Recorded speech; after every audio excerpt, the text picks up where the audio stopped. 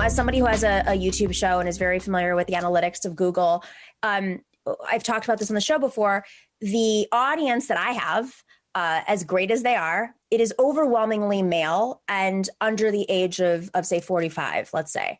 And I know that that is much larger. I mean, it could get into the 90s, 90% at least for some of these other hosts. And, I made a very honest statement, why is this algorithm of young males determining our political discourse right now on the left when there's so many other voices that should be included? And people say, well, that's an identity argument. But I'm like, no, that's a fundamental algorithm argument. There was somebody at Google who was fired for exposing this. And she was in charge of literally fixing this problem. So it just seems baffling, after the social experiment and after, a lot of revealing research and lawsuits at this point, that the tech companies continue to allow the algorithm to operate this way. Right. Well, and a lot of that has to do with who is sort of creating the algorithm. A big myth of our time is that the algorithm or algorithms are totally neutral and that they're, and that's why we can trust them to solve problems for us, is they're unbiased. And that's just patently untrue. And there's plenty of research out there that, that reveals this. I can't recommend this book enough. Sophia Noble's Algorithms of Oppression. Excellent book, talks about race, how it's pretty much encoded into the technologies we use every day. And most of these guys are guys, white, technocratic, tech bros, if we can use that term. And, No. and they only really know this very narrow worldview. And it's a sort of a STEM-based tech, computer science worldview. And so, of course, that kind of prejudice is going to show up in the code. So I'm curious, when you say nostalgia, how far back are we thinking? And is it conscious nostalgia, or is it sort of just because there are just bros?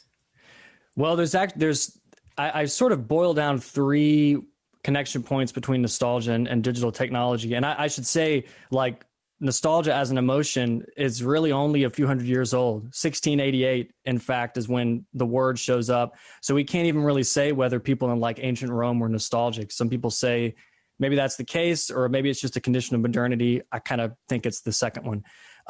In terms of digital technology, the internet's a giant archive. I could be scrolling through Twitter or Instagram and not even be wanting to feel nostalgic, and suddenly somebody's posted something about my 90s Nickelodeon childhood or something, and there it is, right?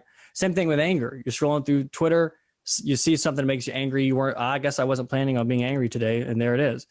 So the internet, giant archive, people post things from all of our history, cultural history, especially for anybody to see at any given time. There's also the fact that digital technology kind of creates this sort of logic of entrepreneurialism. You must always be on, always marketing. Look, that's just the breeding ground for nostalgia, which is a reaction to that kind of, in the crucible, anxious sort of mentality.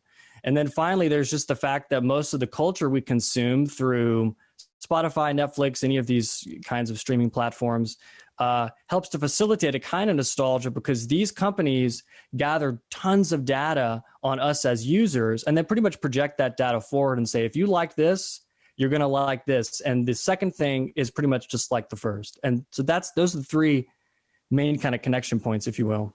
So where does it go from being nostalgic of the slime being dropped on the head on Nickelodeon to other forms of nostalgia? You mean more reactionary kind of yeah.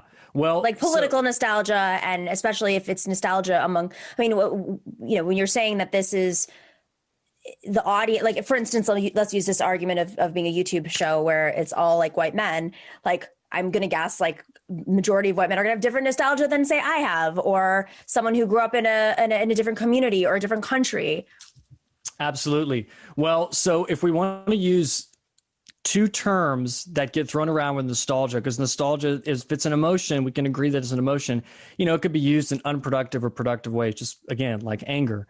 And so Svetlana Boym was this nostalgia scholar, early 2000s. She wrote, there's reflective nostalgia, which can be kind of productive, kind of melancholic. You're wistful, you're yearning about the old days, but that's kind of it. And then there's restorative nostalgia, where you go, no, that's not it. I'm going to take the next step, an action step, We got to get back to the origin point. We got to make things good again because things are so bad in the present. Okay. So I think that over the past 20 years or so, this second restorative strain has kind of won out, because it's more easily commodified. You could, a company could sell you the thing to get you back there, so to speak. And then politicians can appropriate it too. They could say, hey, let's mobilize a lot of people. If you believe in me, we'll get back there to that point. We'll go and remake things great again. And this was Donald Trump's tactic pretty much. It's fascinating. And how much of this is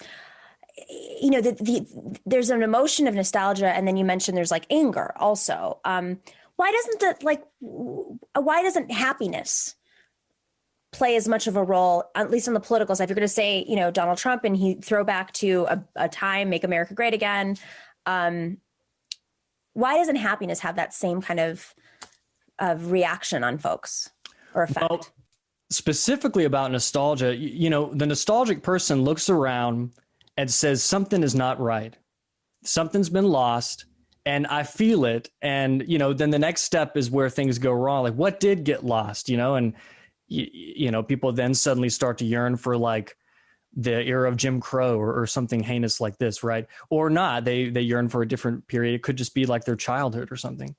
But so this sort of dissatisfaction with the present, there's a quicker link from that to a kind of anger that can be more easily mobilized. Is that kind of like what you're... Yeah, it's just interesting because, there's so much conversation about like technology, Twitter, social media being anger machines. I mean, they're just like if one person is nostalgic and angry about, missing the Jim Crow era, and then you have people of color being angry at that, it like feeds off of each other. And then, and doesn't that kind of affect the algorithm as well? Well, it's generated by the algorithm essentially, because look, I mean, the social media business model for the past decade, the one that made people like Zuckerberg extremely wealthy, is to try to get sustained attention, get your eyeballs on the screen at any all the time, every day for hours on end. And one way that they do that, or one way you can easily do that, is by trying to get people really angry and outraged, and then they're looking and they're scrolling. It's really effective. But nostalgia is also just as effective. They both sort of hold your attention where you really want more. And the more attention that's paid to, Twitter, Instagram, social media, what have you, the more money that's generated thanks to advertising revenue. This is a business model. It doesn't have to be the business model, but it is. How conscious are all the tech companies? I mean, we have a sense of Facebook and their work with Cambridge Analytica, but how conscious is like Twitter or Amazon, or I don't know how far this goes. They're all pretty much using the same business model. And so, they can signal their consciousness all they want, but they are, kind of the logical result of this sort of, unfettered, deregulated tech capitalism. So, and this is one of the issues I have with the social dilemma, is a lot of these ex-technocratic guys were coming out saying, we can just if only we could just press a button and then the whole thing disappears. And this actually happens at the end of the documentary in like a hypothetical scenario. It's just impossible because big tech is capitalism at this point. Capitalism relies on it, so their consciousness can only go so far. It really has to be, there has to be some regulation in place for them to change, I think. Thanks for watching and listening to The Nomiki Show. But remember to click like and subscribe on YouTube, and please share on social media. If you're not already a patron, please join us for as low as $5 a month on patreon.com/The Nomiki Show for early and special content. That investment makes a huge difference. We are not corporate media raking in the dough. It's really you guys that are keeping us going. So please consider being a patron. And to our current patrons, thank you so much. We are incredibly grateful to you. We also now have swag. So check us out on thenomikishow.com to get your mugs, your totes, and your stickers.